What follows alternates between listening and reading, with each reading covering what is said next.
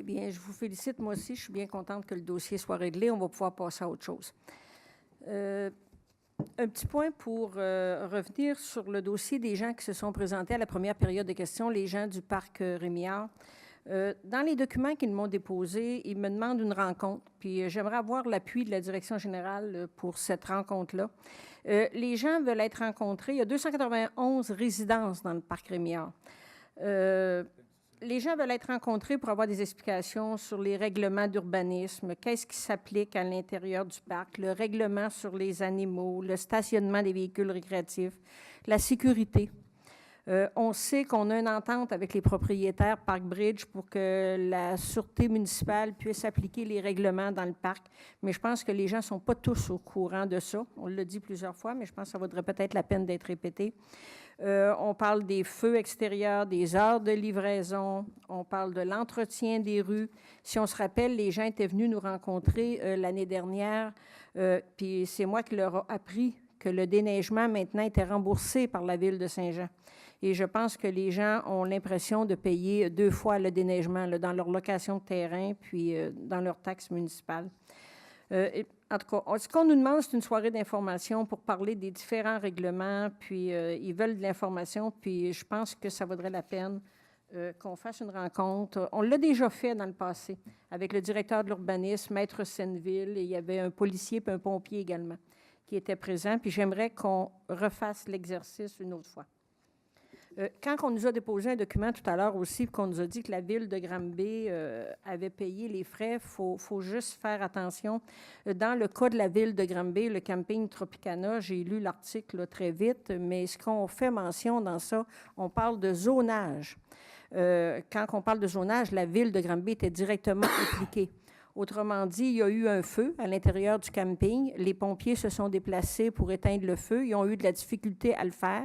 Et c'est à ce moment-là qu'ils se sont aperçus qu'il y avait des gens qui, au lieu de demeurer là seulement pendant la période estivale, étaient là à l'année. Et c'est ça qui a occasionné un questionnement au niveau de la Ville. On s'est aperçu que le zonage ne le permettait pas. Et c'est la Ville qui a investi, oui, pour toute la modification du zonage et qui a payé le médiateur. On parle de frais de 70 000 $ pour faire de la médiation entre les deux parties, entre Park Bridge et les résidents. Fait que c'est la Ville, elle a payé, oui, mais elle était directement concernée parce qu'on sait que le zonage, c'est la Ville qui tient ça entre ses mains. Là. Ça fait que faut faire attention là, quand on parle de tout ce qui est payé par la Ville de Granby. Un autre petit point, je sais que les gens sont un petit peu... Il y en a qui ont été surpris de voir que les déchets sont tombés aux 2 semaines, depuis le 1er novembre. Il y en a qui ont été surpris, qui pensaient que, bon, ça ne reviendrait pas. On pense que c'est pour une question de coût. Oui, il y a une diminution des coûts, mais c'est minime, puis ce n'est pas seulement que ça. Vous savez, le gouvernement a fait une première politique en 98-2008, on appelait ça la politique du gouvernement 98-2008, où le gouvernement disait, bien, il faut sortir 60% du sac vert, il faut faire du recyclage.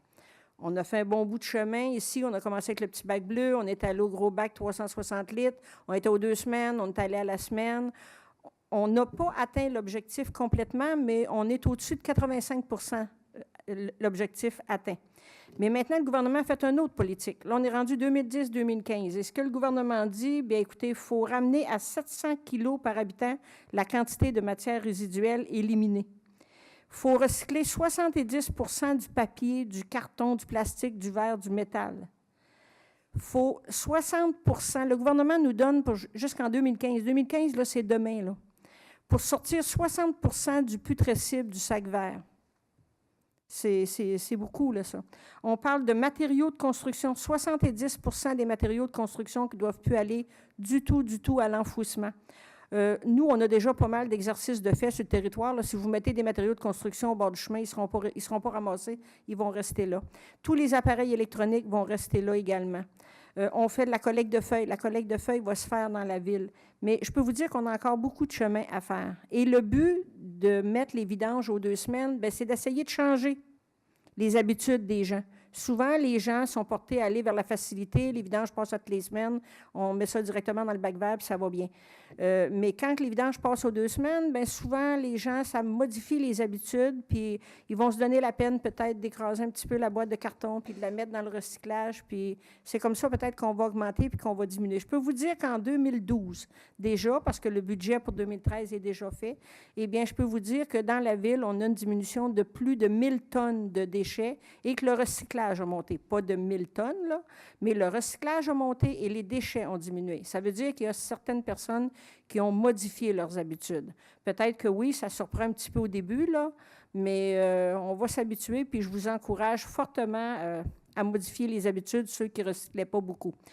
Pour l'horaire, vous avez seulement qu'à aller sur le site de Compo au Richelieu, puis en ouvrant le site, là, vous pouvez aller consulter l'horaire de votre secteur, mais c'est le même calendrier qu'on avait distribué au début de l'année. Le même calendrier est encore bon pour jusqu'à la fin de l'année pour ceux qui l'avaient conservé.